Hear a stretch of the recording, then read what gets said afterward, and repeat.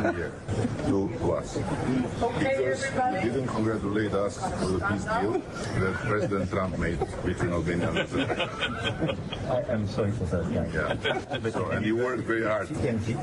He worked very hard. We had 5. Marrëdhënia e ngrirë midis kryeministrit Edi Rama dhe presidenti Donald Trump është arsyeja pse Shqipëria po nxiton për të bërë anëtare e Bordit të Paqes. Televizioni zviceran SRF në një kronik të tij thotë se video tallëse e Ramës ndaj presidentit Trump me presidentin Macron në një samit u bë virale në të gjithë botën. Nxitimi i Shqipërisë dhe Ramës sipas SRF-s ka si qëllim afrimin e kryeministrit të Shqipërisë me Donald Trump. Në tetor Rama u filmua duke u tallur me Trump, i cili në një fjalim kishte ngatëruar Armeninë me Shqipërinë. Tallja u përhap në mbar botën dhe kjo i dha Ramës të paktën një arsye më shumë për të kërkuar sërish favorizimin nga Trump. Sipas SRF-s, Edi Rama ka kërkuar prej kohësh të jetë afër me Trump. Vajza e tij Ivanka dhe burri i saj Jared Kushner do të ndërtojnë në ishullin shqiptar të Sazanit një resort luksoz pushimesh për rreth 1.4 miliard dollar. Më herët kryeministri Rama kishte sulmuar Donald Trump duke u shprehur se zgjedhja e tij në krye të shtëpisë së bardhë do të ishte fatkeqësi për Shtetet e Bashkuara dhe mbar botën.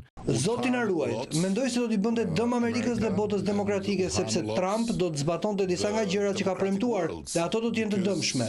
Që Donald Trump është kërcënim për Amerikën dhe nuk diskutohet që është kërcënim dhe për marrëdhëniet shqiptar-amerikane. Tarifa për Këshillin e Paqes është zyrtarisht 1 miliard dollar. Disa shtete presin se nuk do të kenë nevojë ta paguajnë këtë shumë. Vjosa Asmani, presidente e Kosovës, është shprehur se nuk na është kërkuar kurrë të paguajmë një shumë të tillë. Statutet nuk e parashikojnë këtë. Në fakt, statutet e Bordit të Paqes parashikojnë që jo të gjitha shtetet anëtare duhet të paguajnë 1 miliard dollar.